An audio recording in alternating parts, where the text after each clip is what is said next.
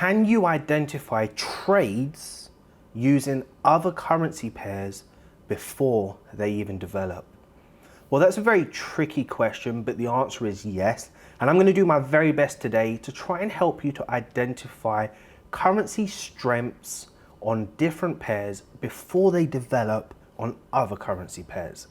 Now, this is not an easy thing to be able to adopt into your trading, but what I can tell you is that it is very important if you want to become consistent in the long run. It definitely will help you to avoid taking trades on the wrong side of the market, especially when you can identify really early on which currencies are stronger versus the currencies that are not as strong. So let me do my best today to share this illustration with you. But one thing I can promise you, if you practice this art and you master it, you're going to be able to get some of the highest probable trading setups that you've ever traded in your life. So let's head over to the charts and let's see what we can do. So we're going to take a look at pound JPY here. Now, as you can see from the top, I actually won't edit this out. So we'll keep these here at the top. We've got pound JPY, pound USD, USDJPY, Euro USD, and Euro Yen. Now, looking at these currency pairs, we're just going to do this as price has already played out so that I can do my best to highlight what you need to be looking for when you're on the charts. And now that I'm explaining this to you over again, it sounds like I'm just trying to buy time. I hate it when people do that to me, but trust me, it's worth the wait. So the first thing I'm looking at here on pound JPY, let's say we come to the charts in the morning. We look at, or in the evening in this instance, we look at what has happened during this period of the day on the 11th. We can clearly see the market has been moving sideways. So just to make matters easier for us to identify how we're going to trade this, we're just going to draw in a level. Now, if you've not watched my previous YouTube video that I've just posted, and I'm promoting it because I think it's a fantastic video for you to watch, I'll pop the link in the description, go and watch it. There are 3 factors you need to consider before taking any trade. And one of those factors is right here, making sure price breaks above or below key levels. So around the 11th/12th, we can see that the market has been moving sideways. Now, the only time price started to indicate a direction or potential momentum was when price broke out of this structure and closed above. So around 2 a.m. in the morning, you can clearly see here that we had some evidence of bullish strength, indicating potential pound strength. Now, this happened around 2 a.m. Let's just say this is 2 p.m. for argument's sake, right, during your trading day. Now, let's say you're looking for confluence to identify a trade. You may have missed the opportunity to get in here. You're just going to wait patiently for the market to create a key level, a pattern, or retest structure. What can you do in the meantime? Well, let's head over to pound USD. Around the same day, 11th of 12th, what could we see here? Price was clearly moving sideways as well. So this is neither indicating to us pound strength or USD strength. And over here on pound JPY, it's neither indicating pound strength or yen strength. But the minute we get a breakout of the structure, we start to identify what currency is stronger versus the other. So now we start to see that the pound is strong. Heading over to pound USD, we know around 1-2 o'clock is when pound JPY or the pound broke out on pound JPY. But look at the delay here. At 5 o'clock, 2 to 3 hours later, we had the breakout here to indicate on pound USD at 5 o'clock is validating the pound strength versus the yen that happened at 1-2 o'clock. So what does that mean for us around that time? Well, if you're planning to trade this pair, what you can do is you can identify where price is failing to break below, and using your intraday time frames, you can start to identify early signs of the trend. So we had the breakout around 1 o'clock. We had a delay here on pound USD and the breakout happened at 5 o'clock. So when we go back to pound yen around 5 o'clock, because we've had the breakout with pound USD and we have a trend starting, when we start to identify a pattern like a break and retest, the validation that we get from pound USD, we can bring over to pound JPY, validate that the pound is strong with the breakout at 1 o'clock and continue to validate pound strength because of the breakout at 5 o'clock. Now, I told you this is going to be a tongue twister, but if you watch this over a few times, you'll get it. That means when a pattern develops, a trend starts to form, you're able to take a trade on this pair because now we have double confluence of pound strength pound strength being validated, structures forming, and also patterns forming.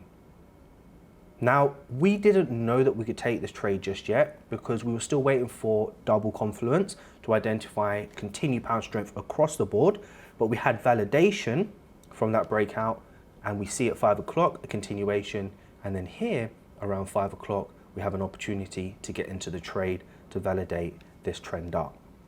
Now let's say we're looking at pound JPY and we can't gather that evidence that we need from pound USD, for instance.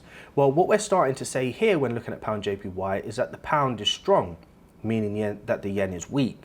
So if we go over to USDJPY, we can clearly see around 1 o'clock, around here, the markets were moving sideways. So I'll highlight that clearly for you just now. Around the same time, which was the 12th, the markets were moving sideways. Now, if the markets are moving sideways on USDJPY, what does that mean for the yen?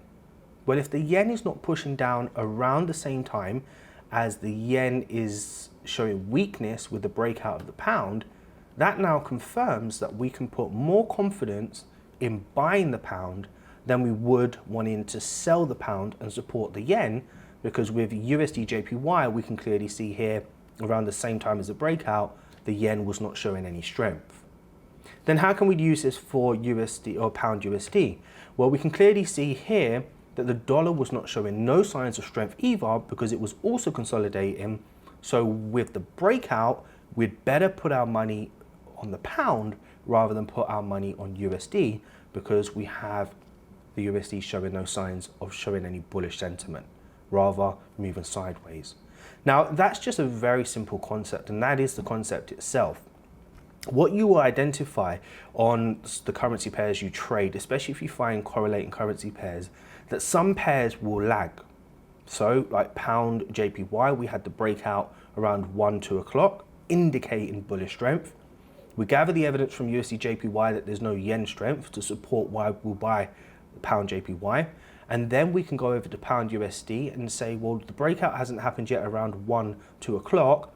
I could suspect that the pound is going to be weak, but to confirm the dollar is going to be weak, but to confirm that the dollar is going to be weak, I want to take a look at USDJPY and see if the dollar is actually strong. If the dollar is actually weak and moving sideways, you can support that eventually the breakout will happen. And then what you can do is identify areas in the market where you could potentially trade, take that confluence down to your intraday timeframes, look for your patterns, which is your trends, higher highs and higher lows, and then look for your wick rejections to then take your trade support to support why this will be a good trading opportunity. Now, this is just two examples of how you can identify weakness, how you can identify strength, how you can identify the lag, and how you can identify which currency pair you prefer to support on the specific day that you plan to trade. If we take it even further and go and have a look at Euro USD, we can clearly see around 1, 2 o'clock, the markets were moving sideways. You draw in your key level highs and your key level lows here. And what you're looking for the market to do is either break to the upside or the downside. Around 5 o'clock in the afternoon, you can clearly see that the euro strengthened. Price started to break above the structure. And here, around the same time on USDJPY, the yen started to break to the downside, showing confluence of dollar weakness because of the euro breakout. And then you can look to trade these directions based on the confluences that you've gathered from these two pairs. And it continues on with this final thought, which is if you find that a currency pair is stronger than the other, let's say euro is showing strength over here with the breakout, and then we see yen showing strength with the breakout, usually those two currencies are very strong. And when you bring them together as a pair, like euro yen, what you will find is the market starts to range. So in an instance like this, the simple plan would be to step out. What you want to do is identify the strongest currency pair, find confluence, look for early signs of breakouts, and then find validations to take those trades with confluences of trends, patterns, currency strengths, and whatever else you can find as part of your strategy. So that's a simple breakdown on how I identify trades very early. how I find confluence to take my trades to make sure that I'm on the right side of the market. And if you practice this over and over again, it can only get better. So I hope you all have enjoyed that video. Again, as I said, it's not a very easy concept, but it certainly is a very powerful concept. It will take time because the candles need time to develop, structures need time to develop. But if you're patient, you practice it over and over again, soon you'll be able to master the art of identifying early signs of potential trading opportunities, what currency pairs are stronger and which pairs to avoid.